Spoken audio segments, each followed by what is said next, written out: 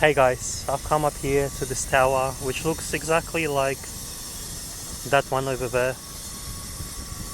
That's the one I'm standing on here. Now there's a bit of noise because people are doing construction downstairs. They're fixing some tiles up and stuff. But ignoring the noise, this is the most amazing, beautiful place. One of the most beautiful places and parks I've ever seen.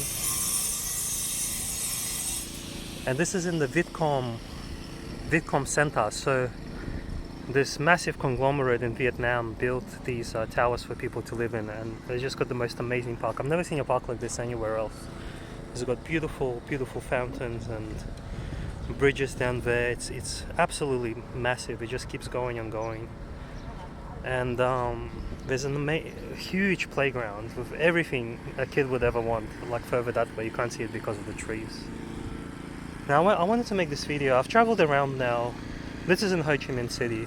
I'll just come over this way. There's people doing lawn mowing and stuff like that here, so maybe it's a bit quieter over this side of the tower. So I'm in Ho Chi Minh City, and you notice a lot of things when you're traveling around. I've been to Cambodia, Thailand and Vietnam now, and there's one thing I wanted to make a video about. I'm going to make a lot more videos about the countries I've been in, I think, but there's just one thing I wanted to make a video while I'm here, because it came into my mind again. And that was when I was traveling, especially in Cambodia, which is the least developed out of the three countries. Thailand is the most developed, and Vietnam is probably somewhere in between. I noticed that the Western attitude, the attitude of the Westerners that come to so-called third world countries, well, poor countries, is they all talk about wanting to have the quote-unquote genuine experience of the country they're in. And by genuine experience, what they kind of mean is they want to see people living in poverty. They want to see, huts on the river. They want to see fishing villages. They want to see people living, on a wooden hut on the floor and things like that. They don't want to see development. And by development, really, this is like exactly what Australia would be like, what the West would be like. So they don't want to see the same development that Western countries have. They want to see that quaint, country lifestyle sort of thing, right? And this was the most prevalent in Cambodia for me, especially in this place called Kampot, where I went there, and I talked to the Westerners there, because Kampot has become what the new this place called Sukanville used to be, or Sukanville or Sukanville. I'm probably pronouncing it wrong, but it's the place maybe you heard about it. It's the place where the Chinese moved in, and they started developing it, building casinos, building skyscrapers everywhere, bringing lots of money into the country, and developing it. And now I haven't been there, so I can't tell you firsthand what it's like, but a lot of Westerners hate it down there. And they hate it because it has become developed. It has become what the West is. Not in terms of the culture there, because that's what I hate about the West, but in terms of that they're no longer poor. And that's the common complaint, I think, is that prices are going up, and people aren't living in little hovels and stuff like that. That's the general kind of sense I get from Westerners. And I saw this a little bit in myself as well, and I started to think about, why do I want to see poverty? Why do I want to see do I really want to see these third world countries remain third world countries for the sake of me? Like, what's that all about, really? And I'm a person that grew up quite poor as well, and to tell you the truth, growing up poor as a child, I had a really good time, because as a child, all you need is the love of your parents. But as an adult, it's a totally different story, and you can see even in the fishing villages and things like that, where the kids all have smiles and waving at you, you look at the adults and they look kind of upset and depressed. There's a lot of alcoholism in the adult community once they grow up. So it isn't, well, it's going to be fun for the kids, and kids are very resilient to that sort of thing. For adults, it's a different story. So I really took a good hard look at myself, and I really, because I had these ideas, and maybe you had them as well. And when you look at a place like Sukhumvit and you look at the nice beach they had there, and now the beach is still there, kinda, but now it's, you know, you got all these apartments next to it, and that's what the expats in Kampot were all pissed off about, because they used to live there, and they all got kicked out basically by the Chinese who came there, trying to develop the place, trying to modernize the place, make it maybe look something like this. Now I don't know if that place looks like this.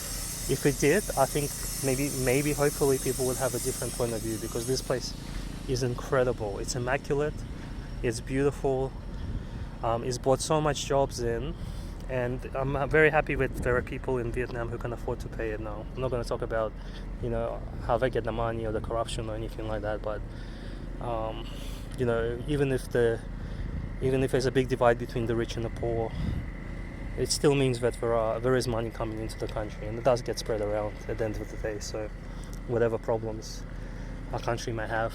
So that's kind of wanted to talk about, maybe make you think a little bit when you're traveling as well. When you travel around, do you think that countries should remain poor because you want to see them poor? Or at the back of your mind, do you really want to see countries at the end of the day become wealthy if they can? Do you want to see them developed? You know, and I look at it this way. I'm still happy for those people who do complain about countries becoming modernized, still coming here and still spending the money. You know, people that are not necessarily very friendly to Russia and are friends of Ukraine still come here, still spend money here, even though Vietnam is an avid supporter of Russia and what's going on. They're not. They voted against the promotion of Nazis, unlike America, which in Australia as well, who I think promoting Nazis they think is a good thing, I guess. So they voted against the resolution Russia put forward. So Vietnam deserves the money. I'm glad they're getting it from whoever they're getting it from. But all this talk about China being the new world leader and taking over and things like that, and how it's going to be so horrible. Well, will it be that horrible? Because Chinese don't have the same attitude as Western people. You know, they want to develop countries. They want to build skyscrapers, and they want to build, modernize everything. Even if they want to get something out of it, they want to get a handout a bit for themselves as well. And even if that's the case, nonetheless, they never come here with the attitude of, well, let's keep these people poor so it's nice and quaint. I think they want to have a comfortable life, because maybe they are also come from a culture that has been so poor so long. So they don't want to live in poverty any more than most of the Vietnamese do, I think. You know, if given the choice, I think they would live here if they could, instead of a hovel. You know, as interesting that is for people who are traveling and backpackers who don't have a lot of money themselves. So that's the kind of thoughts that's going through my head right now. Is if China does take over, if China becomes the world leader, you know, with maybe Russia playing second fiddle to them, would that be such a horrible thing? You know, if China stays out of people's business, definitely, I don't know if China will, but Russia tends to stay out of people's business. It looks after itself, but it isn't forcing its culture down anyone's throat, and I don't think China is either. Maybe forcing business and capitalism, ironically, these communist countries, but they certainly aren't telling other countries that women should be men, or, you know, promoting, you know, any other stuff that people may or may not agree with at the end of the day. But China and Russia explicitly said they're not going to do anything like that to anyone. They're just going to trade, be businessmen, and hopefully build amazing places, and like this place over here. And I actually have to look up where this company is from. I don't think it's Chinese. I think it's a Vietnamese company, but just incredible. And if you get a chance, definitely come to Vietnam and check this place out yourself and tell me what you think. Alright guys, that's all I want to say for now. Guys have started in construction again. All the best, guys, and thank you for listening. I'll make more videos about my travels as soon as I can. Thanks guys, all the best, bye.